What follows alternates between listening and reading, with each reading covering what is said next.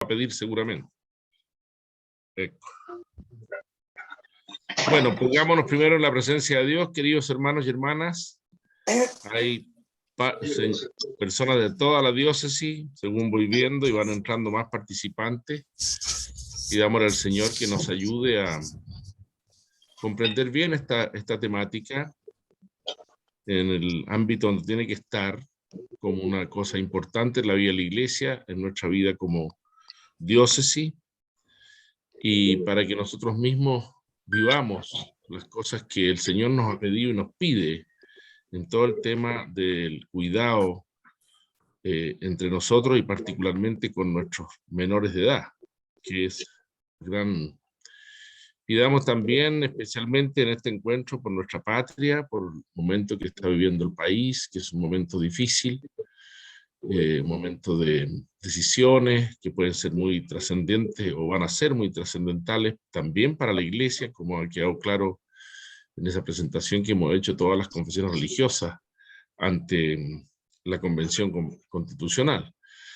Pidamos también por las personas que trabajan. Hay varios de ustedes que están trabajando, están delegados en las parroquias, y por el consejo mismo, que está integrado por varias personas que están aquí, el padre Eric, la señora Sigal, la Claudia Hernández, falta nuestra psicóloga que está con su guaguita recién nacida hace pocas semanas atrás, y el padre Eric, y no sé si me falta alguien. Y partamos agradeciendo a Dios que hayamos ido tomando conciencia de esta dificultad. Vamos a decirlo de esta manera. La Iglesia, como que en un momento a otro, por distintas circunstancias que el Señor ha permitido, ha descubierto que aquí hay una dificultad y un problema grave. Hay otros problemas graves también. No es este el único pecado que se comete en la vida de los hombres o de las mujeres o de los menores, pero ha tomado esta conciencia, y ya en tiempo del Papa Benedicto, como saben todos muy bien, se dieron pasos muy importantes respecto de la conveniencia y necesidad de establecer mecanismos claros y precisos para no solamente prevenir, sino que cuando se hubiera producido este problema, esta dificultad, estos abusos, digámoslo como la palabra exacta que hemos usado todo este tiempo, se pudiera juzgar a esas personas e incluso se les impusiera sanciones. Y hemos visto que eso se ha hecho en Chile. No se trata de una inmensa cantidad de religiosos, sacerdotes, pero sí, aunque, como se ha dicho muchas veces, aunque sea un caso, es suficiente para que nos escandalicemos y digamos, bueno, esto no puede ser.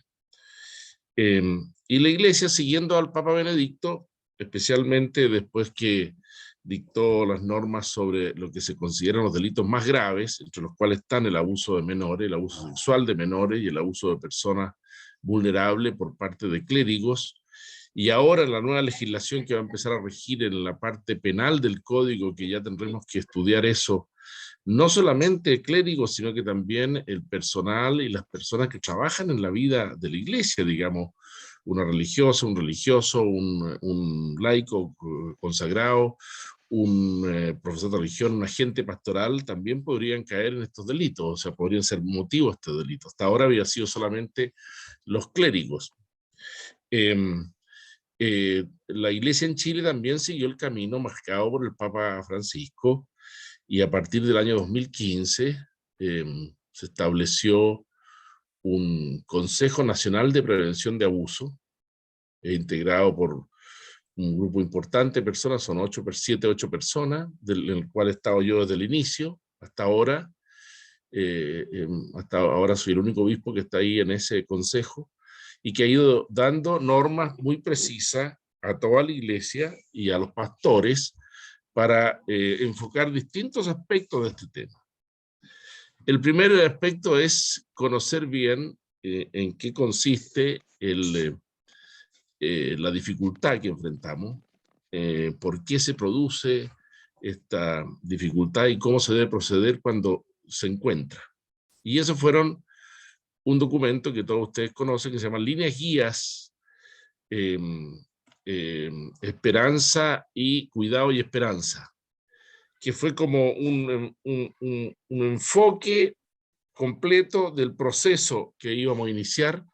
Es el documento que está en todas las páginas web y está también impreso en nuestra diócesis. Fue entregado a todos los agentes pastorales, a los sacerdotes, y todavía es vigente, y no solamente, sino que fue promulgado por cada uno de los obispos en su propia diócesis como una ley particular. Las líneas guías son como, hablando de temas actuales ahora, como la constitución de la cuestión. Y de ahí van saliendo las demás. Eso implicó conocer en qué consistían estos delitos, cómo se juzgan, cómo es la relación con las autoridades, cuáles son los derechos de las personas que son víctimas de estos delitos, cuáles son los derechos de las personas que son victimarios también, porque son personas también y tienen sus derechos. Eso implicó también abrirse al primer aspecto y quizá el más importante que veíamos en ese momento, cómo adoptar normas para prevenir que esto pudiera ocurrir o ocurriera de nuevo. Por desgracia, estos delitos, cuando se cometen, muchas veces tienen un antecedente y muchas veces, si no se corrigen a tiempo, tienen un precedente, se vuelven a repetir, por muchas razones psicológicas que han estudiado mucho los sabios y que no es el momento de repetir aquí. Esas líneas guías que fueron entregadas a todo el país fueron muy importantes porque en parte importante, perdón que me pare un poquito, en parte importante el inicio de un camino nuevo, ¿ya? Cuando uno las busca, no las encuentra, ¿ya? Un camino nuevo en la iglesia, que era precisamente un camino de líneas guías, cuidado y esperanza, ¿eh? ¿Ya? Líneas guías de la Conferencia Episcopal de Chile para tratar el caso de abusos sexuales a menores de edad. Y esto sigue siendo vigente, está a disposición de todos, está editado en nuestra diócesis, y fue importante, les digo, porque de aquí salieron también las ideas para otras conferencias episcopales y otros episcopados. Esto fue objeto de un trabajo muy largo, de muchos meses, ¿ya? Y están todas las normas que tienen que conocerse. Consecuencia, salió después otro aspecto importantísimo a nivel nacional, que es un documento sobre cómo procurar que los ambientes donde desarrollamos nuestras labores pastorales sean sanos y seguros y no se produzcan estos posibles delitos o estas posibles afectaciones de la vida más personal de nuestros pequeños. Y de ahí salió un documento que van a estudiar ustedes en estos encuentros y que el padre Eric les va a explicar, y incluso se está haciendo, vamos a hacer una pequeña edición, estamos haciendo una edición en nuestra diócesis para hacer llegar a las parroquias y a las personas que tienen responsabilidad en el ámbito de la catequesis, de la acción pastoral, en el caso que sea. O sea, hay que tomar medidas para que los ambientes donde se desarrolla el trabajo pastoral tengan las prevenciones y cuidados necesarios para que no se produzcan y eso tiene que ver desde cosas materiales hasta comportamiento, etcétera. Ese documento que está publicado también, está publicado en nuestra página web, y que se llama, ¿cómo se llama exactamente, Eric? Se llama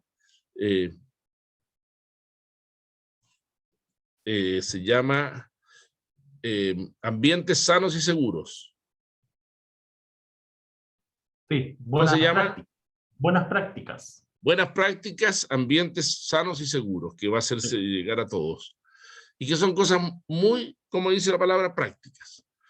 Ese documento se empezó a explicar en las diócesis. Yo creo que nos hemos ido quedando un poquito atrás algunas veces, hemos ido lento, porque entre medio también han pasado todas las cosas que han pasado. O sea, desde el año 18 que estamos medio revolucionados por X y X razones.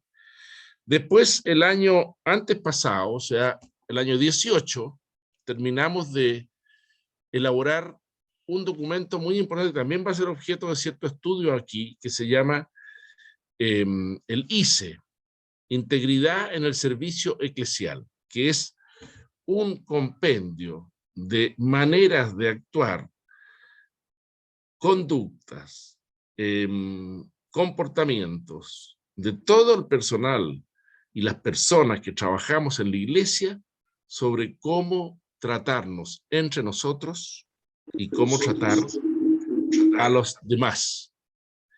Y es una cosa muy entretenida, muy bien trabajada, que duró muchos meses su elaboración. Estos documentos se elaboran consultando a, vamos a decir, a todas las diócesis a su parroquia, a los consejos de prevención, todos los obispos, vuelta para allá, vuelta para acá, etcétera. Y ese documento que se llama el ICE, Integridad en el Servicio Eclesial, la palabra integridad está tomada un poco del uso que hacen los gringos, que es precisamente integrity, que significa que nuestro servicio es completo, es total. El servicio a Dios, nuestro Señor, implica a la persona completa de cada uno de nosotros y por lo tanto todo nuestro comportamiento en cada una de las circunstancias de la vida tiene que ser coherente con la enseñanza del Señor. Eso no implica que no seamos pecadores, pero lógicamente que somos pecadores que luchamos por la gracia de Dios para vivir en su amistad y para no herir a otros. O sea, el amor al prójimo también tiene aquí una... Ese documento es el documento quizás más importante que hemos sacado hasta ahora, porque como lo van a ver y como lo pueden consultar ustedes mismos en las páginas web de nuestro... está tratado hasta los temas más delicados y más importantes en la vida del servicio pastoral. Está dividido en distintos capítulos y distintos ámbitos de integridad que hay que tener y debe ser objeto precisamente del estudio personal y después del estudio, como vamos a hacer en este pequeño encuentro, de todos nosotros. Nuestra vida tiene que ser sin doblez ni engaño, como dice el Señor a Natanael. Y eso es la integridad. O sea que lo que se ve, lo que decimos, es lo que hacemos. Ya digo que eso no implica que no haya dificultades en nuestra vida, la hay. Una antropología cristiana verdadera no puede pensar que somos perfectos, no, no, al revés. Tenemos muchas dificultades que el Señor tiene que ir sanando con su gracia, y por eso nuestro empeño en recibir la gracia de Dios, en alimentarnos con su cuerpo y con su sangre, en pedir perdón de nuestros pecados, en orar, etcétera, porque si no, que es una cosa que el hombre moderno ha perdido, o sea, hoy estamos en una época de individualismo en que cada uno dice yo me hago a mí mismo. Por de pronto la expresión más fuerte de eso, como lo sabemos muy bien, es el pensamiento de género. Yo incluso llego a determinar quién soy yo. Si yo quiero ser hombre, ser mujer, y eso ha sido amparado por las legislaciones internacionales, ahora la legislación chilena, y resulta que es toda una aberración increíble contra la naturaleza del ser humano. Pues bien, ese también va a ser objeto de cierto estudio aquí en este pequeño seminario. Lo que se trata es que ustedes mismos se hagan de alguna manera como repetidores, como quien va anunciando la buena nueva del Evangelio. Entre las cosas nuevas que hay que anunciar también es esta, vamos a decir, modo de tratarnos, de vivir, de, no sé, hasta detalles tan importantes como qué se debe hacer cuando a un sacerdote o a una consagrada, un consagrado, se le hacen regalos. ¿Qué se debe hacer cuando se deben hacer actividades en conjunto con jóvenes?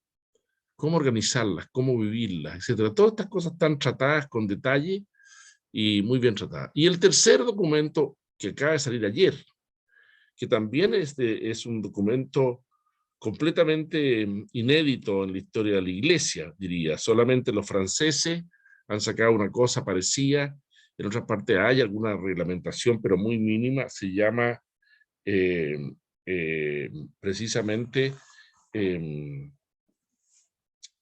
sobre el tema de la reparación. ¿Cómo reparar la realidad de las víctimas de personas adolescentes, jóvenes, niños y niñas, como dicen ahora, y personas vulnerables que han sido abusados.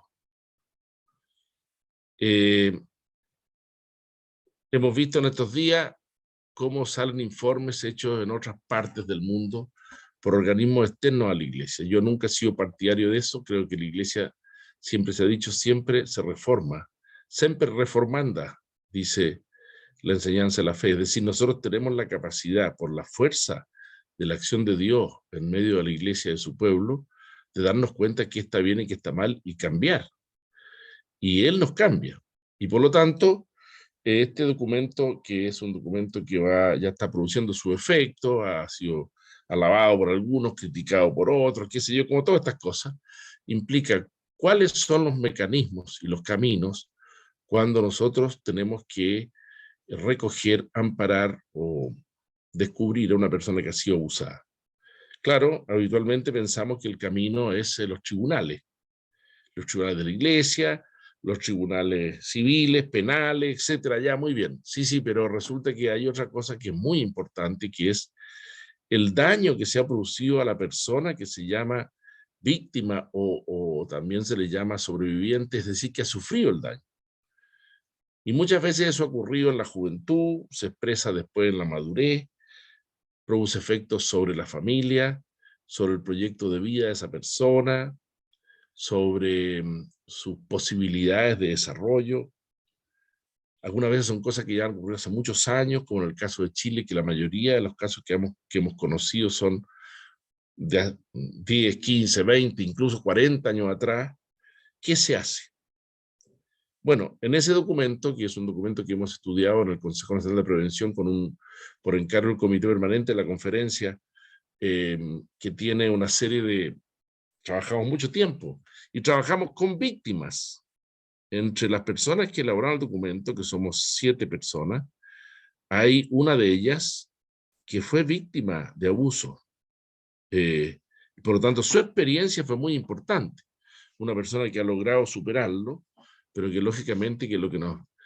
Bueno, este conjunto de elementos hace que también, yo me atrevo a decir que un día estando el año 20, en enero del año 20 fui a Roma la última vez que fui y precisamente estuve solo con el Papa Francisco y él me dijo claramente que estaba muy contento del camino que habíamos seguido en Chile, porque es un camino que, con todas las dificultades humanas que hay, es un camino que es, en muchos sentidos, humildemente hablando, bastante ejemplar. O sea, hoy día no hay nadie en Chile que esté ajeno a este tema y ¿qué hay que hacer? Hoy día no hay nadie en Chile que diga, mire, lo que hay que hacer es tapar esto y dejarlo por ahí escondidito nomás y que pase el tiempo, porque hemos tomado conciencia de la gravedad que tiene para la vida íntima de la iglesia. La iglesia es un cuerpo. Cuando hay un cuerpo que tiene elementos que están heridos, hay que curarlos. Y cuando hay elementos que hieren, hay que sancionar, hay que curar, hay que prever para que no se produzcan. Y siendo la iglesia un cuerpo en que cabemos todos, porque una persona que incluso ha tenido la desgracia, la maldad, como queramos llamarle, de ser un abusador, sigue siendo miembro de la iglesia y tenemos que procurar también su salvación. ¿Qué ha pasado en el país? En el país ha pasado que las denuncias por abusos se han ido deteniendo en el número de personas que han sido condenadas está publicado en la página web de la Conferencia Episcopal, son 20 y tantos, del año 80 para acá, pero nadie dice que no haya otras personas que puedan haber sido abusadas en el pasado. Y algunas de ellas quizás no hablaron nunca o se atreven a hablar ahora que hay una mayor conciencia. Pero en todo caso se puede decir, o me atrevo yo a decir, que con las medidas que se han ido adoptando, eh, con la disposición de muchos de ustedes y de mucha gente que está atenta, aquí somos 35 personas y en cada parte, en cada diócesis hay un consejo de prevención y en cada diócesis hay una persona que recibe las posibles denuncias de abuso. O sea, ya no estamos en esto como diciendo, bueno, ¿y qué hacemos con esto? No, sabemos perfectamente qué hacer, cómo prevenir, cómo comportarnos adecuadamente y cómo reparar en el caso que se hubieran producido. Yo creo que el tema en Chile va hacia una cierta calma, casos nuevos, recientes, de ocurrencia muy reciente, no han aparecido, pueden aparecer, pero hasta ahora no han aparecido, y por lo tanto, eh, lo que nos interesa especialmente el consejo aquí en la diócesis es que no nos durmamos los laureles. Así como no, aquí ya estamos ya listos, pasamos a otro tema. No. Para no dormirse los laureles, hay que llevar una vida espiritual y ascética verdadera. Si no, si yo no preparo a los chicos que están en el seminario en esto, si yo no hago un constante perfeccionamiento sobre la vida espiritual, sobre los medios que tenemos que tener para salir adelante y comprender la acción de Dios en cada uno de nosotros, bueno, resulta que esto se puede repetir porque el hombre está inclinado al pecado. Todos nosotros estamos inclinados al pecado. Estamos en un mundo en que tenemos en contra un ambiente hedonista, un ambiente de pornografía, un ambiente de sensualidad, lo vemos en la calle, lo vemos en todas partes, y bueno, nosotros no somos extraterrestres, no vivimos en otra realidad, vivimos en esta realidad, y por lo tanto también estamos sujetos a que este tema tan tremendo como es el abuso de menores, ¿ya?, se presente, o el abuso de personas vulnerables, de personas que respecto a las cuales hay una dependencia, no se trata solamente de una vulnerabilidad psicológica por enfermedad, sino que una persona abuse de otra. Eso puede darse en muchos ámbitos, se da en el ámbito de la familia, se da en el ámbito de la iglesia, se da en muchas, porque somos pecadores. ¿Qué ha pasado en nuestra diócesis? Con la gracia de Dios, el Señor lo ha permitido en su inmensa bondad. No tenemos ningún caso así grave de abuso sexual de menores o de personas vulnerables, por lo menos que hayamos tenido que investigar o que hayamos tenido que sancionar abiertamente. Hemos tenido casos hace años atrás de sacerdotes que tenían comportamientos que no estaban bien, y alguno de ellos, que no era de aquí de Chile, ya está fuera del sacerdocio, pero por las medidas tomadas por su propio obispo, que no era de aquí de nuestra patria. Pero en general creo que si mantenemos esta tensión espiritual que procuramos mantener en la diócesis, juntarnos, reunirnos, hablar, rezar juntos, el Señor nos va a dar la fuerza para que este tema esté, pero tenemos que estar atentos y seguir progresando. Y por eso en las líneas guías se dice que además de haber un Consejo Nacional de Prevención, que aquí en nuestra diócesis está, ya les dije por qué están integrados, que se reúne, que conversamos, que estamos atentos, que vamos viendo como por ejemplo este mismo pequeño simposio que hemos preparado, está preparado por el Consejo Nacional de Prevención, particularmente por las personas que lo integran y por el padre Eric que se ha dedicado. Hemos incluso pedido una ayuda económica para hacer esto a una fundación extranjera y nos han dicho que sí, porque esto preocupa en todas partes del mundo.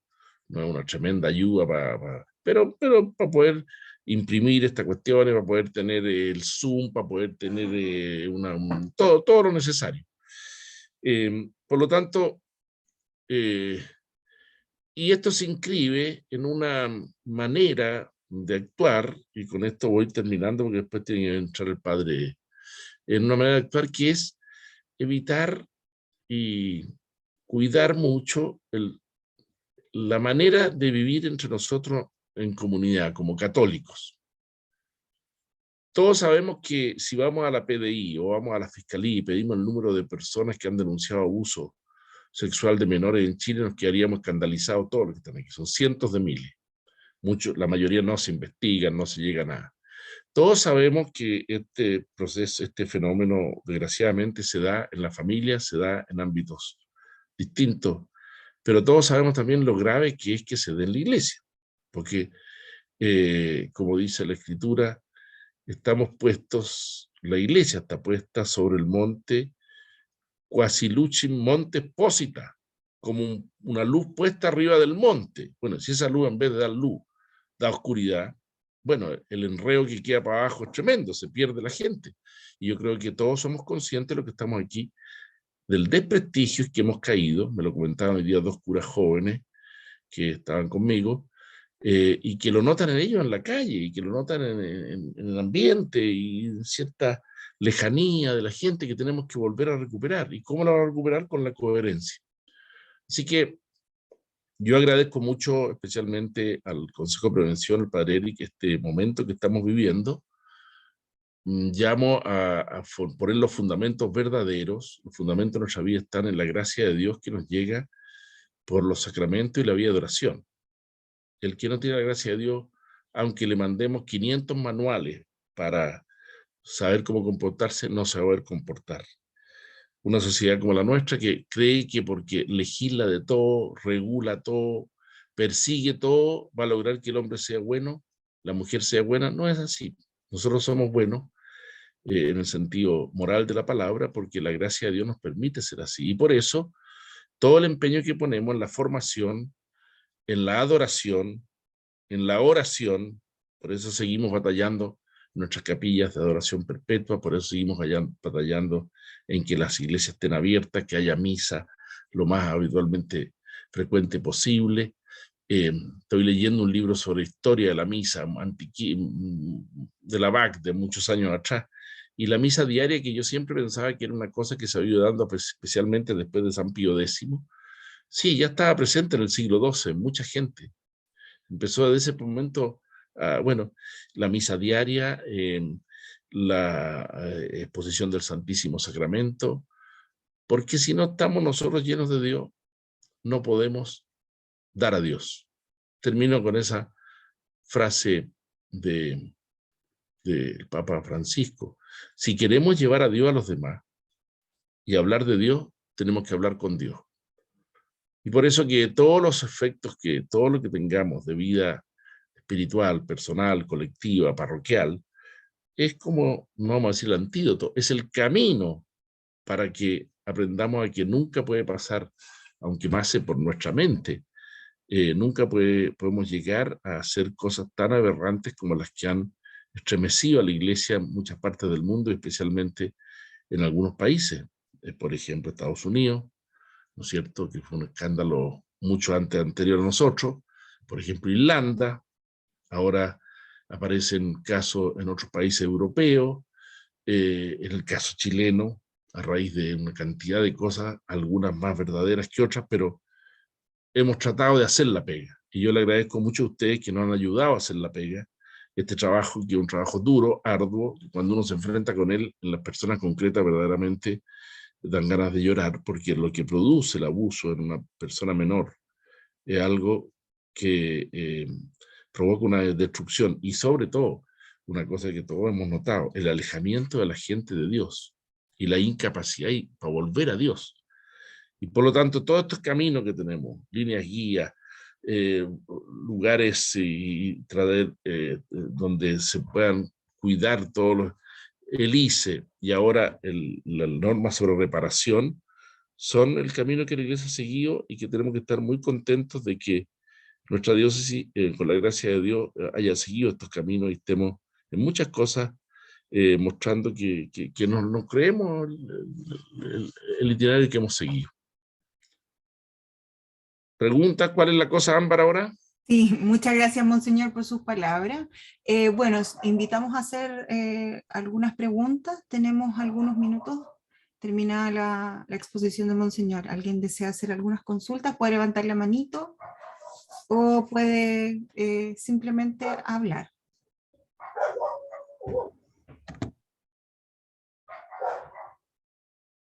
¿Nada? Si alguien desea, puede escribirlo además en el chat. Si es que no quiere hacerlo en voz alta.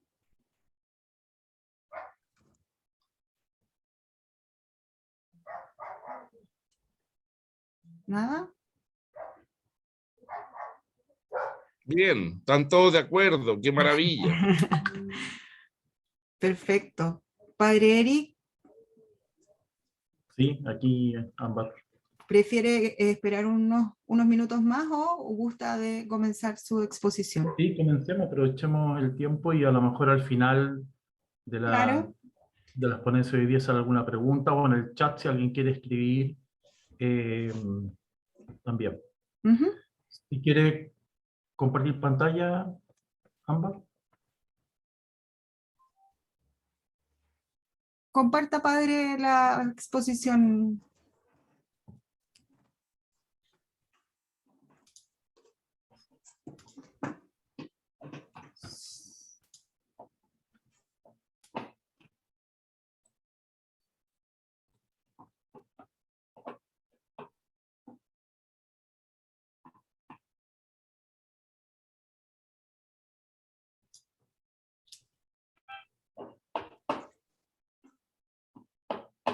Ahí estamos viendo. Sí, algo pasa que no... Nosotros vemos. Sí, Sí, el problema es que ya les di la exposición ya. Ah, se pasó. Sí, algo pasó aquí que no funcionó el sistema. A ver. Fin de la presentación. Ya, ahora sí. ahí, padre. Ahora sí. Ahora sí. Monseñor ya hizo como una introducción general de la problemática del abuso en la iglesia y también en ambientes no eclesiales. Él habló un poco de los textos fundamentales que ha usado la Conferencia Episcopal y que ha hecho que todos quienes participamos en prevención de la Comisión de Abuso en cada diócesis podamos ir desarrollando los programas que se nos iban pidiendo. Lo que yo voy a hacer en esta exposición es explicar el itinerario que hemos seguido en la diócesis, cómo hemos ido aplicando los programas que se nos han pedido, de tal manera de hacer como una síntesis o un recuerdo y poder dejar hecha esta introducción para que así podamos tener la formación básica 2, que es lo que vamos a tratar de implementar durante el año que queda 2021, si es que logramos hacer algo de aquí a fin de año, y también poder el próximo año, 2022, ya sea a través de la plataforma Zoom o a través de las reuniones presenciales, ir siguiendo en la formación que se nos ha pedido. Cuando se comenzó el trabajo en la diócesis desde el año 2010, que fue el comienzo de la explosión también con el caso más emblemático en Santiago de los abusos, y se comenzó un poco el trabajo público en la iglesia en materia de prevención de abusos, la primera mirada en la diócesis fue privilegiar la formación del clero. Porque el clero, lo queramos o no, es parte del problema y parte de la solución al problema. Entonces, eso fue lo primero que se hizo y fue el primer punto de encuentro en temas de prevención de abusos. Y se usó el seminario, porque ahí es donde se reúne mensualmente el clero junto al obispo, y ahí se iban anunciando los temas o se anunciaban todos los documentos que en esta materia se nos pedía que pudiésemos estudiar, profundizar para la prevención de abusos, en lo que se llama la formación básica 1, la básica 2 y la básica 3. El obispo nombró un encargado, que en este caso me nombró a mí como encargado en la diócesis de prevención de abusos, y a partir de ahí comenzamos el trabajo, como les decía primero, en el seminario. Y el primer documento que estudiamos fueron las normas de los delitos más graves, que tiene que ver con el abuso de menores de edad. Ese fue el punto de partida y el punto de inflexión en materia de prevención en la diócesis, de tal manera que todos los sacerdotes, todo el clero, supiese justamente las nuevas normas que había implementado la Iglesia en materia de delitos sexuales contra menores de edad. Como dijo Monseñor, el 9 de septiembre del 2010 tuvimos el único caso propiamente de abuso sexual y el caso ocurrió en un colegio se trató justamente el tema y ahondamos justamente en la problemática porque nos dimos cuenta que no solamente era un problema europeo o un problema norteamericano, un problema ajeno a Chile, sino que también el tema del abuso era una cosa que afectaba a la Iglesia en general. Entonces, ahí en julio del 2011 aparece el protocolo ante denuncias de abusos contra clérigos por abuso a menores de edad de la Conferencia Episcopal de Chile. Es un protocolo, como tal lo dice, que son pasos a seguir, es una guía de la SECH y que también es un documento principal que el clero trató para saber cómo actuar o cómo tenemos que actuar en el tema de denuncias o qué es lo que significa una denuncia o en materia de prevención de abusos. El año 2011 se participó desde la diócesis en lo que fue la primera jornada de prevención a nivel nacional. Se empezó a trabajar desde Santiago de manera centralizada y nosotros participamos ya en el 2011 de esa primera jornada de prevención de abusos para ir de alguna manera teniendo un hilo conductor y que en todas las diócesis se hablara el mismo lenguaje y de la misma manera, aglutinar toda la problemática y dar una respuesta también unitaria a la problemática de abusos. Para ese efecto, el 11 de abril de 2012, Monseñor crea el Consejo Diocesano de Prevención de Abusos, que en ese momento estaba integrado por otras personas, que no son todas las que están actualmente, y que con el tiempo obviamente hubo que ir cambiando personas por distintas razones y motivos. Se invitó al clero a la psicóloga María Josefina Martínez, que es una psicóloga de la Universidad Católica, experta, que ya trabajaba muchos años en materia de prevención de abuso y tal vez una de las que más conoce el tema en esta materia, que vino a dar una charla al clero sobre la problemática, las causas, el problema multicausado, porque es multicausado, y las razones por las cuales una persona, clérigo o no, podría llegar a ser un eventual abusador. Luego, en lo que nombró el obispo, que fueron las líneas guías, que se presentó al clero en mayo del 2015,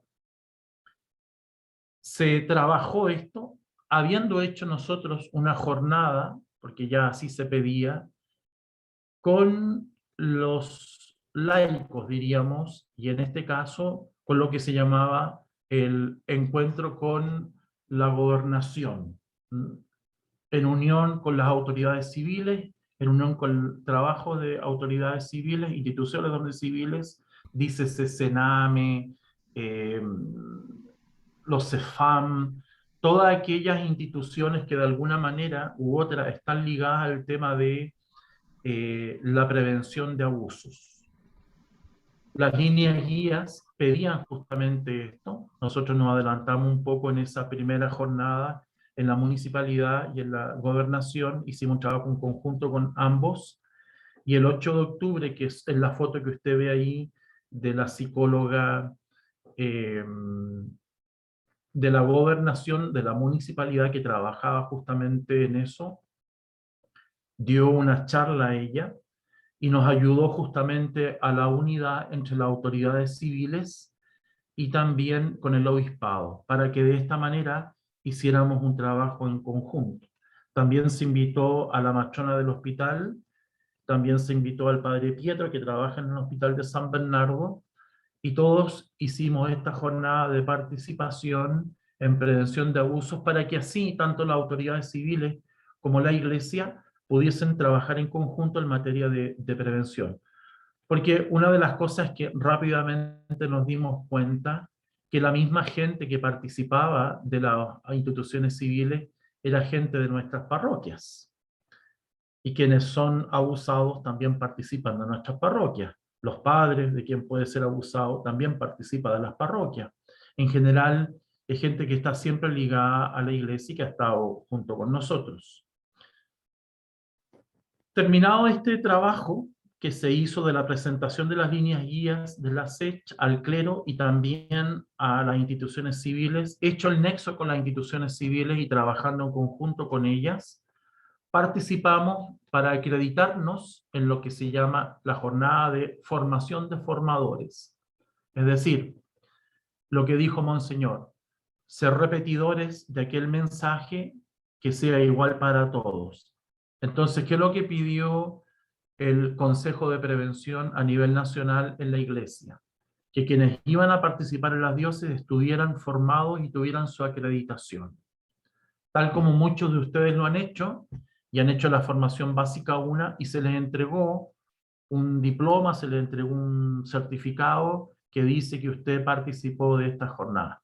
Porque una de las cosas claves en las líneas guías es que toda persona que preste un servicio, sea voluntario o no sea voluntario, trabaje remuneradamente o no, tiene justamente que participar de las formaciones que la Iglesia pide. Para eso, este grupo que el obispo conformó acá en la diócesis, que fuimos los primeros convocados, participó de la formación de formadores. Terminado eso en agosto del 2015, nos reunimos para elegir una fecha en que íbamos a comenzar a dar la tarea en la diócesis de formación. Y esto se eligió en noviembre del año 2015. Ahí dimos inicio, ya oficialmente, en la diócesis, de la aplicación de estos programas, particularmente de las líneas guías del protocolo de abuso, y explicar qué es lo que son las normas de los delitos más graves en las parroquias, en los centros educativos, en los colegios de la diócesis, donde normalmente un sacerdote o una religiosa o alguien que preste un servicio eclesial tenga contacto con jóvenes, niños o adultos. En este momento, el equipo de prevención de la diócesis o el Consejo de Prevención de Abuso de la diócesis está conformado por Monseñor Juan Ignacio González, que es el presidente, por Sigal Rodríguez, que es abogada, canonista, por Claudia Hernández, que es abogada, por Camila Ginás, que es psicóloga, que es la que nombró Monseñor al principio cuando explicó que no estaba porque había tenido a su bebé. Ámbar, a quien ya conocieron y que les habla, conforman este equipo en este momento. Este equipo del Consejo de Prevención de Abuso, o la presentación del equipo de prevención, se ha dedicado principalmente justamente a la tarea de prevención y elegimos un modo de trabajar que es un modo voluntario, o sea, se ponen al servicio de la Iglesia las habilidades y los dones de cada uno, y privilegiamos poder visitar las parroquias o trabajar por zona, que es lo que ahora les voy a explicar. Esta foto es un poco antigua, por eso por lo menos yo me veo más joven, de hace 5 años atrás, 2015, cuando nos reunimos para usar una estrategia y decidir cómo íbamos a participar en esto y cómo íbamos a tratar de llevar el mensaje a las parroquias. Determinamos tareas por equipos dependiendo de las cualidades de cada persona. Los abogados, los periodistas, los sacerdotes, se eligió una secretaria de actas quien iba llevando el itinerario y se tomaban actas. Se conformaron estos equipos de trabajo para también visibilizar el trabajo que se hacía e implementar el programa. Elegimos una ruta de trabajo, un modo de elegir, que principalmente eran los días sábados, que es el día que elegimos y que preparamos para hacerlo. La parte de los temas, en ese momento, en el 2015, estaba a cargo de Sigal Rodríguez, que ya la presenté, de Mónica Illanes, que trabajaba con nosotros en ese momento, de Monseñor Juan Ignacio González, y quien les habla, quienes daban los temas. Y elegimos trabajar por zonas. Como la diócesis está conformada por zonas, la zona centro de San Bernardo, la zona del Maipo, la zona oriente, La Pintana, el Bosque, decidimos trabajar por zonas. Y luego, para acotar un poco el tema, decidimos hacerlo también por decanatos. Entonces, un decanato está conformado por 10 parroquias y elegíamos un lugar céntrico donde todos pudieran confluir y de esa manera aprovechábamos de aglutinar mucha más gente en una sola jornada, porque igual era un poco agotador. Y en el caso de los sacerdotes, para organizar justamente los encuentros, hablábamos personalmente con sacerdotes o los sacerdotes de las parroquias para ver cómo podíamos a disposición de la gente los temas. Desde el 2015 que comenzó el trabajo hasta el año 2017, el avance cuantitativo de los encuentros que se hicieron en Buin Maipo o en San Bernardo o en el Bosque La Pintana, logramos formar 1.145 a 1.258 personas acreditadas con su certificado o su diploma. Esto implicaba un trabajo que nos pedían desde Santiago que requería la inscripción, el número de carnet, qué parroquia pertenecía, qué trabajo hacía, de tal manera de que ese avance cuantitativo fuese una cosa real y bien hecha. Y por eso se tiene estimativamente, yo creo que como el señor debe manejar el dato duro, de todas las personas que se han formado en Chile en este momento. En la proyección del año 2017, nosotros entregamos este dato, que era lo que hacíamos y explicábamos cómo hacíamos los encuentros, poniendo un énfasis en algo que las líneas guías nos piden y que en el fondo estamos trabajando porque queremos llegar a que cada parroquia tenga su responsable de prevención parroquial. Acá entiendo que hay algunos de ustedes que fueron nombrados por sus párrocos en su momento o ahora, y que tienen un trabajo, y que en algún momento lo hicimos, de trabajar directamente con nosotros, con el consejo, de tal manera de tener una línea directa con estos encargados responsables laicos de prevención de abuso, que tienen también su tarea y tienen un encargo específico en cada parroquia.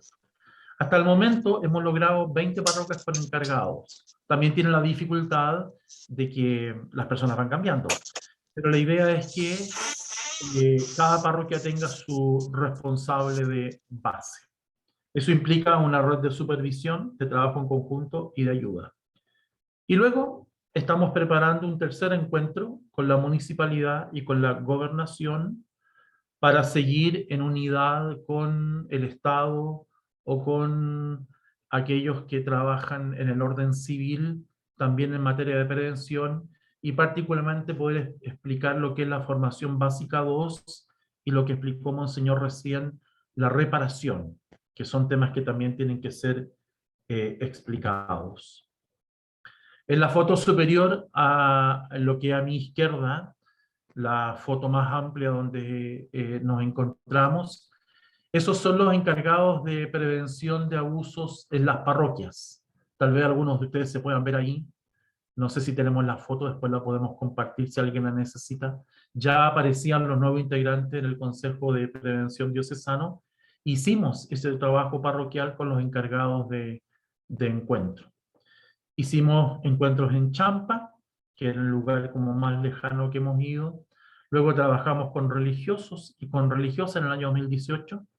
Trabajamos con agentes pastorales en el Divino Maestro, con el encargado de prevención parroquial el año 2018.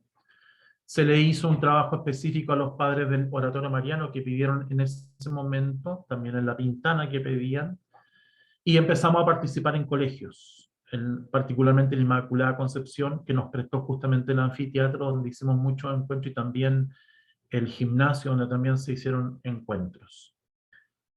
En el año 2019, como aparece ahí, ya aparece el taller de las buenas prácticas, que es lo que nombró Monseñor y que son los documentos base en materia de prevención de abuso. Se trabajó justamente lo que eran las buenas prácticas, especialmente con la Conferre Diocesana, que es la conferencia, la congregación de religiosos en la diócesis.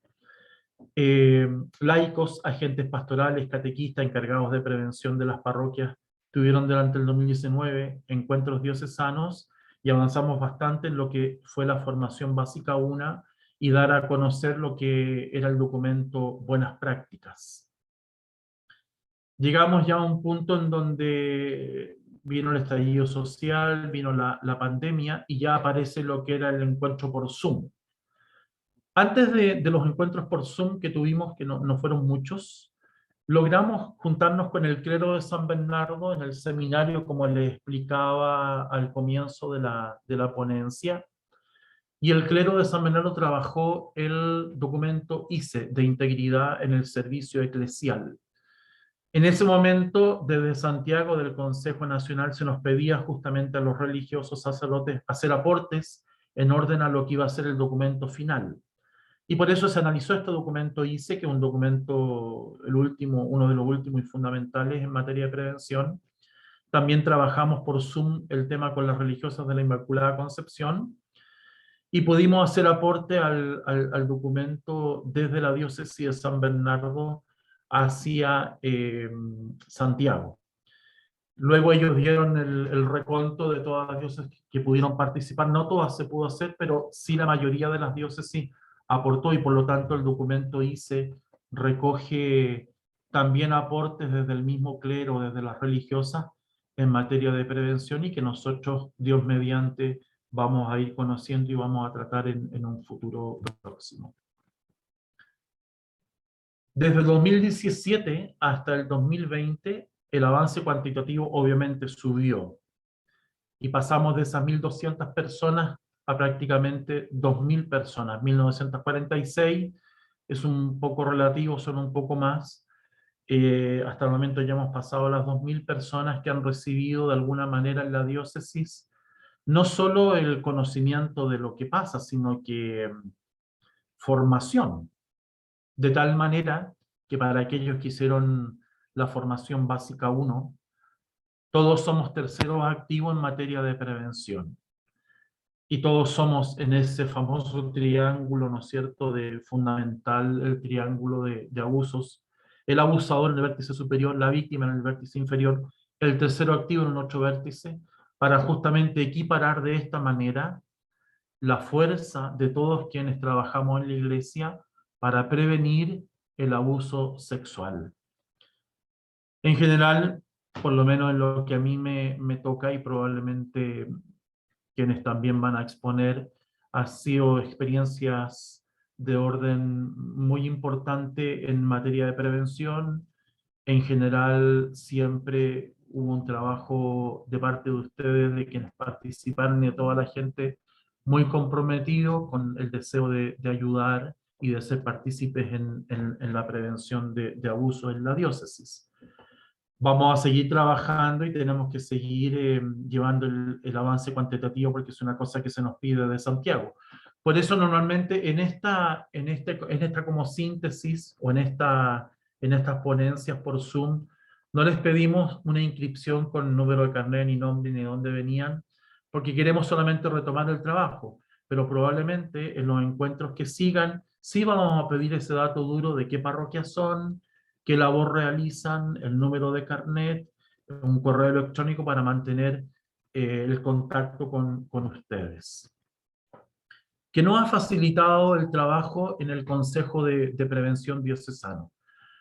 Primero, el apoyo de Monseñor, que también ha participado en todos los encuentros que hemos ido. Quienes han participado desde el 2015 en adelante hasta el día de hoy, podrán dar también fe de lo que estoy diciendo, que siempre el obispo nos apoyó, y también los sacerdotes participaron de los encuentros. General, en todas las zonas y en todos los decanatos siempre estaban los párrocos al lado de los agentes pastorales o catequistas. También ha facilitado el trabajo en el que el grupo de personas se ha mantenido, si bien algunos han cambiado, pero seguimos siendo el mismo grupo desde el 2015, especialmente con Sigal, con Monseñor, luego se fue integrando Claudia Hernández y Camila Ginás, ahora lo ha hecho Ámbar, estaba antes Carolina, y eso de que podamos trabajar el mismo grupo ha facilitado mucho la tarea. Luego, obviamente, el material entregado por la Comisión Nacional, que es el itinerario que hemos seguido y que hemos tratado de seguir, y por eso ahora queremos comenzar la formación básica 2, que también se les va a entregar a cada uno un diploma, un certificado de que hizo su formación básica 2. Destacar el uso de los medios de comunicación como contexto y sensibilización, el uso de las noticias, poner como ejemplo las redes sociales en materia de prevención, y que muchas veces se podía entender mal, pero es importante que todos nosotros sepamos el itinerario que estamos siguiendo en la diócesis en materia de prevención de abuso. Para eso usamos la revista diocesana, que siempre aparecen artículos, usamos WhatsApp o Facebook, que son las redes sociales.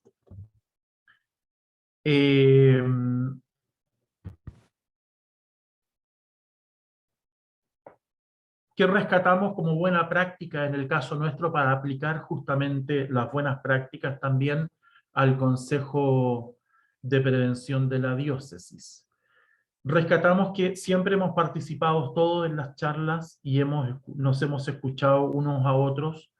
Luego hemos complementado justamente ese trabajo.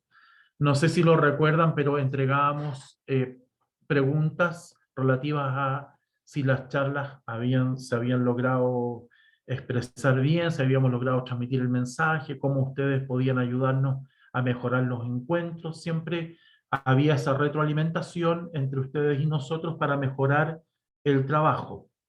Mantener así la unidad, no repetirnos en las cosas que decíamos y también conocer los ejemplos, las preguntas que salían. De tal manera que si alguien recibió una pregunta que la podía responder un abogado o un periodista o el obispo, lo hacía él. Las preguntas que se iban reiterando iban siendo tratadas también para ver que de esa manera había una falencia en la entrega del mensaje. Y así se incorporaban a las nuevas charlas o a los nuevos encuentros para enriquecer justamente el mensaje y entregarlo bien. Y este sistema que hemos usado, que es dejar las preguntas para el final, para quienes quieran hacerlas, si es que hay alguna o no, y también por correo electrónico o por el chat, si alguien no quiere aparecer o no quiere saber quién pregunta, mantener ese anonimato, porque sencillamente quiere hacer la pregunta, pero no quiere ser visibilizado. Puede hacer las preguntas por correo electrónico, puede hacer las preguntas en este caso por el chat, y si en la medida de lo posible podemos nosotros responder que han sido estas buenas prácticas en este tiempo. Y lo último que les quiero explicar es justamente el fundamento de los textos bases y que los van a tener o vamos a tratar de entregarlo porque estamos tratando de hacer alguna impresión principalmente de las buenas prácticas y del documento ICE. En el ámbito jurídico, algunos de ustedes conocen las normas jurídicas de la Iglesia. Tenemos el Código de Derecho Canónico, que es obviamente el principal para todos nosotros, que son las normas que tiene la Iglesia para todo bautizado, tanto laicos como clérigos, religiosos y religiosas, el Código de Derecho Canónico. Luego el documento que les hablé de los delicta graviora, cuáles son ahora los delitos más graves. El documento del Papa Vos Ex Lux Mundi, que es un mutuo propio, escrito por el Papa, y que es un documento principal, que también lo vamos a dar a conocer más adelante a aquellos que todavía no lo conozcan. Y el protocolo, que es el de la Conferencia Episcopal de Chile en el caso de los abusos, que son en las normas en el ámbito jurídico. Las líneas guía de la conferencia episcopal que Monseñor nombró, que tengo aquí un ejemplar y que no sé si se alcanza a ver ahí en la pantalla, y que les entregamos a cada uno. Esta es una edición propia que hizo la diócesis, todavía nos quedan algunos ejemplares, y si algunos de ustedes no lo tienen, podemos todavía hacer llegar unos poquitos que tenemos. Ese es el fundamento de las líneas guías como norma. Luego tenemos los estándares, que son las buenas prácticas, como dijo Monseñor, a nivel práctico, de lo mínimo requerido para asegurar la creación e instalación de ambientes sanos y seguros. O si quieren dicho de otro modo, que la Iglesia pueda nuevamente, ante la sociedad civil especialmente, reinstalar que nuestros ambientes en las parroquias o en los colegios son ambientes sanos y seguros. Para eso tenemos las buenas prácticas y la integridad en el servicio eclesial, el documento ICE, que es del año 2020. El último documento, el Vademecum, que es un documento que viene como a integrar un mismo lenguaje, la misma respuesta en la Iglesia Universal al tema de abusos de la Congregación para la Doctrina de la Fe, que lo vamos a explicar. Y el acuerdo y compromiso de los obispos de la Conferencia Episcopal de Chile, en agosto del 2018, que es otro documento muy importante.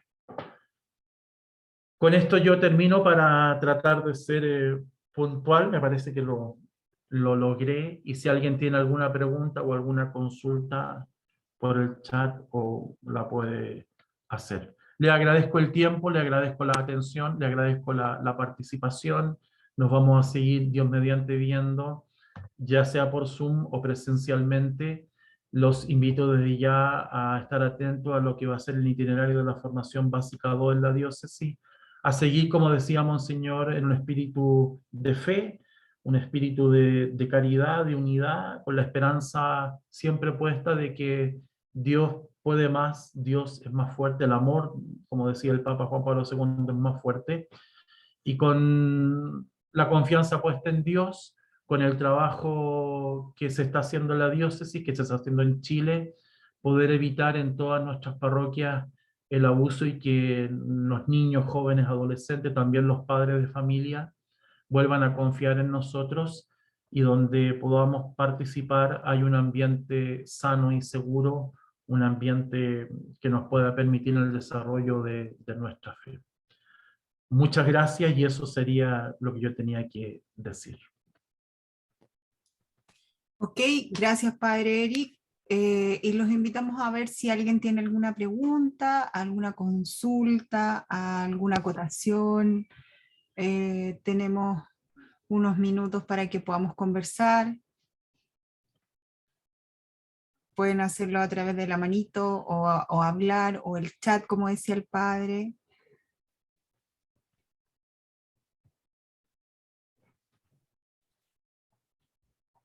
Ahí están todos. Parece que fue muy completo todo, como... Espero que yo haya podido transmitir la idea y que le haya quedado una síntesis de lo que se ha hecho y de lo que vamos a seguir trabajando. Les llegó a todos seguramente noticias de un informe en Francia que produjo gran remesón porque era una cifra inmensa. Bien, ese informe fue encargado por la Conferencia Episcopal a un grupo externo a la Iglesia y se hizo.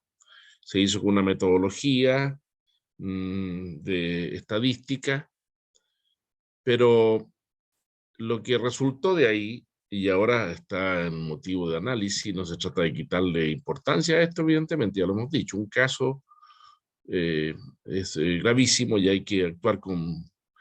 Pero lo que se hizo ahí fue de un grupo de 300, 200 y tantos casos conocidos en los últimos no sé cuántos años de Francia, 20 años, y de informaciones recogidas a través de encuestas por mail y por otros sistemas, se hizo una extrapolación que yo creo que está completamente mal hecha, o sea, una cosa que no se puede hacer eso, porque estamos tratando de personas, y se llegó a la conclusión de que en los últimos 70 años, considerando la cantidad de sacerdotes más o menos que hay, qué sé yo, religiosos en Francia, podría llegarse a una cifra, según estos caballeros, de 350.000 abusos, lo cual es una locura total.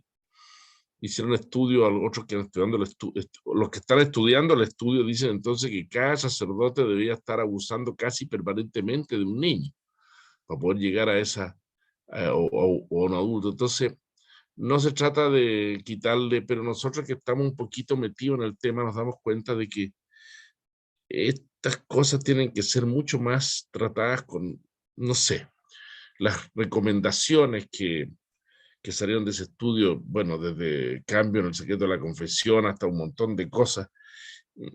No sé, yo pienso que nosotros estamos haciendo un estudio en el Consejo de Prevención de todos los casos que tenemos en Chile con los expedientes de los que han sido juzgados y sancionados para descubrir las causas y los contextos en los cuales se produce el abuso y por eso así prevenir. Pero se trata de hechos y casos reales. Entonces, algunas veces somos, no diría por maldad, pero por mal informado. Y entonces se produce una noticia en un diario o en la televisión, pero ¿cómo estas cantidades? 350.000 casos posibles con un error posible de 50.000, pero ¿cómo? ¿Qué me están hablando? Entonces, las cosas han sido graves en algunos países, muy graves, también en el nuestro, pero no de la magnitud que de tal manera que al final parece que todos los sacerdotes religiosos y religiosos somos unos abusadores y estamos... No, eso no es así. Así que hay que estar atento con la información. Por eso es que tratamos de mandarle informaciones nosotros, a través de nuestra página, de nuestro, por ejemplo, de nuestra app, de nuestra WhatsApp, grupos, para estar atentos a todas estas cosas, porque de repente nos pueden llegar informaciones que no son verdaderas sobre estos temas. Monseñor, Sí, aquí Gloria Águila, parroquia Santa Teresa de Ávila, Huelquén. ¿cómo están por allá? ¿Bien? ¿Cómo está Mauricio? ¿Bien? El padre, estamos todos tristes porque ocurrió algo terrible con una catequista de Chada. ¿Qué pasó? A ver. De Pamela, el hijo tuvo un accidente mortal en Yanquihue. No tenía idea. ¿Cuándo ocurrió eso? Ahora, hoy día. Esto, no, ocurrió el lunes y ellas fueron a buscar sus restos y hoy día se hizo una misa multitudinaria en la cancha y ya hoy día ya se sepultó. Ay, señor. Sí. ¿El apellido de la Pamela cuál es? Para poder ubicarlo bien. González. Sí, Pamela sí. González. Sí. Estuvimos juntos la otra vez allá. Sí. Ya. Estuvo en la celebración de las confirmaciones. Sí, me acuerdo. Sí. Ya. Bueno. Dime. Mi pregunta es la siguiente. Este documento del Consejo Nacional es de 2015, Sí. que empezó. Sí. Después del 2015, ¿han ocurrido más casos como para decir que faltan más guías, encuentros, documentos? Buena Sí, me pregunta. explico. Sí. No. Lo que ha sucedido es que todos los casos que hemos conocido son de épocas anteriores, 8, 9, 10 años atrás. Ya. Entonces, yo pienso personalmente, hay gente que piensa que no es tan así, de que con todo lo que hemos hecho y que el padre Erika mismo ha descrito aquí en esta diócesis, supongo que en nuestra diócesis será igual, yo calculo que unos 40.000 personas como nosotros han recibido formación en todo el país. Bueno, evidentemente que eso tiene que tener un efecto. Y también tiene un efecto, como yo que soy abogado y sé cómo es, este tipo de formación y sanciones y procedimientos producen también entonces, le podría decir, casos nuevos ocurridos, no sé si Eric puede corroborarlo, casos nuevos ocurridos después del año 15 para acá, así, que conozcamos, manifiesta, y dice, oye, pero esto, me parece que yo tengo casos antiguos, sí. En Santiago apareció uno, ¿no es cierto? Sí, El canciller. claro. Ese era un caso que era posterior, ¿no? Al 15. Sí, hay un par, 2 o 3. La pregunta es muy buena y se relaciona justamente con lo que decía Monseñor antes, que bueno, que estas conductas de los abusadores no se cambian simplemente con textos o con charlas o emitiendo diferentes consejos, sea a nivel diocesano o nacional o de la Iglesia Universal, sino que junto con ello es esencial, ya que en el fondo en la misma ciencia psicológica o psiquiátrica sabe a qué se debe ese desorden de los abusadores, es tener, y por eso van a explicar en las charlas que vienen en los días siguientes, un ambiente en el que el tercero que participa de esa comunidad parroquial sea el que contenga y el que sea el garante de un ambiente sano y seguro. O sea, en el fondo, todos los textos que existen o las reuniones que hagamos no van a cambiar en sí a que no existan victimarios o no existan abusadores, pero sí lo que se va a cambiar, y en el fondo por eso cuando ocurren hechos nuevos posterior al 2015, la denuncia y el proceso y la sentencia han sido muy rápidas, expeditas, en forma diligente, y eso es porque ya los terceros de las comunidades conocen sobre estos textos y saben cómo deben actuar. Entonces no existe ese tiempo que transcurría sin saber bien, era un abuso, no estoy seguro, o lo que yo vi era extraño, o no, o esta denuncia la hicimos, pero después la retiramos, o la hicimos y no pasó nada durante tantos años.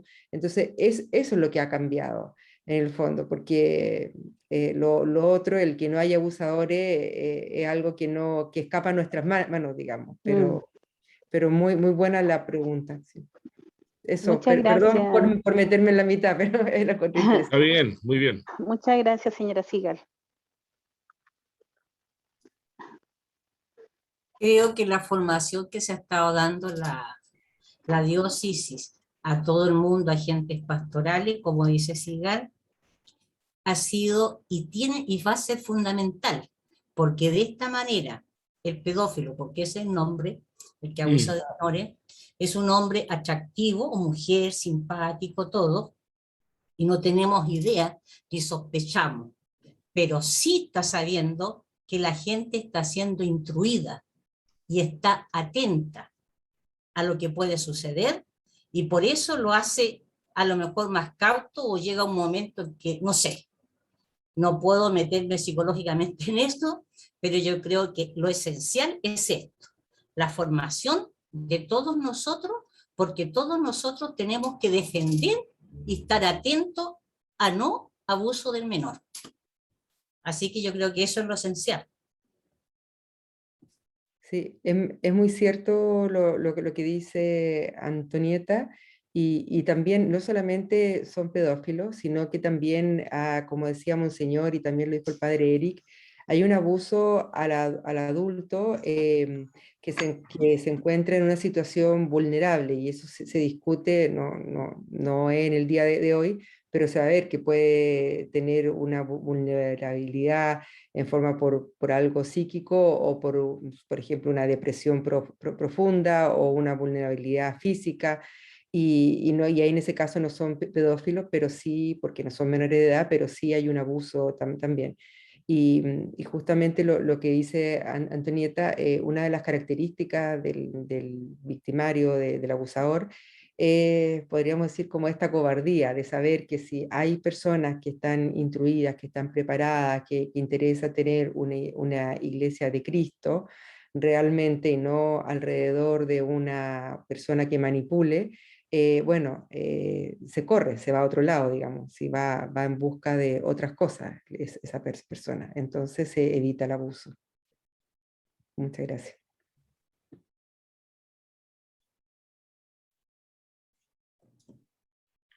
Bueno, tenemos a alguien más que quiera compartir alguna consulta. Bueno, desde ya los dejamos invitados, por supuesto, al próximo jueves, que donde va a exponer Sigal Rodríguez, la abogada, y Monseñor Juan Ignacio. A muchos de ustedes en el correo de confirmación se les adjuntó el programa, así que saben más o menos de cuáles son los temas que se van a tocar ese día. Va a funcionar de la misma forma.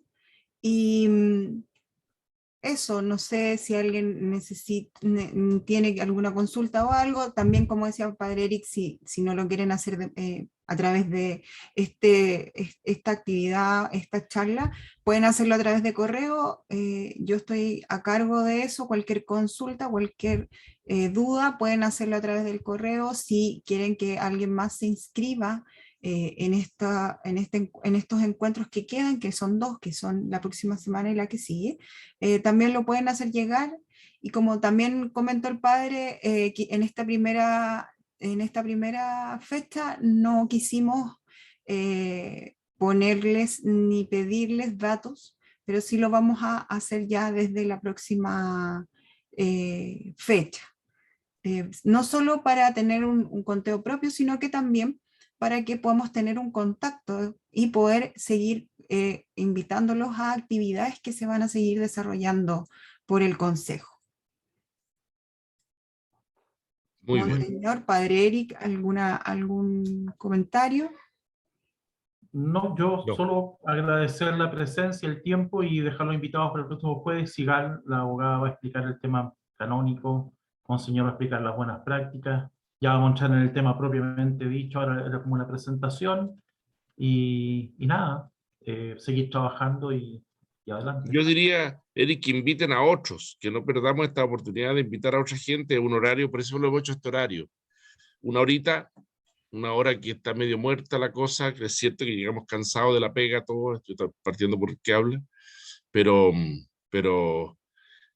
porque hay que darle con esto. La pandemia también nos ha dormido muchas cosas, también en esto nos ha dormido un poquito. Bueno, que el Señor los bendiga a todos, especialmente a todos los que han asistido con su esfuerzo, con su cariño. Recemos mucho unos por otros y sentámonos unidos y en comunión en este tiempo sinodal. Recordemos que las parroquias, muchas de ellas están tratando de hacer un esfuerzo de juntarse, de trabajar cómo caminamos juntos. Eso es lo que el Papa quiere. No quiere que le mandemos ideas sobre la Eucaristía, la confesión y muchas cosas que todos tenemos en la cabeza, sino que cómo caminar juntos. Puede que el efecto del sínodo no sea tanto con conclusiones sobre materias específicas, sino hay que descubrir cómo ir adelante en medio de la dificultad actual, en el mundo actual, en el momento actual, en un mundo que está cambiando entre nuestros ojos, nos van a cambiar todo. Acuérdense lo que les digo, va a cambiar mucho, va a cambiar la constitución que viene, va a ser una cosa para muchas personas muy difícil de digerir porque va a ser un cambio muy fuerte. Y bueno, nosotros lo que tenemos que salvar es las cosas esenciales nuestras, a ver si logramos meternos. Yo estoy trabajando en eso por encargo de la conferencia episcopal y es una cosa muy compleja. El contacto que hemos tenido con los que están allá adentro, hay una animadversión hacia la religión muy fuerte. Vamos a ver, oremos.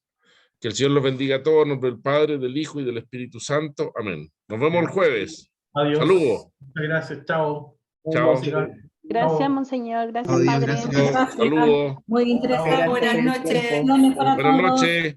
Buenas noches. Buenas noches a todos. Nos veremos. Bendiciones para todos. Gracias. Buenas noches. Gracias. Chao, chao. Gracias. Bendiciones para Gracias, todos. buenas noches. Chao, hermana María Luisa. Hermana María Luisa. Se fue, parece. Sí. Chao. Chao, padre. Chao, chao, Buenas chao. noches. Gracias. Chao. Hermana. Chao. Chao, chao. No, adiós, ahora sí. Ahora al final. Adiós. Chao.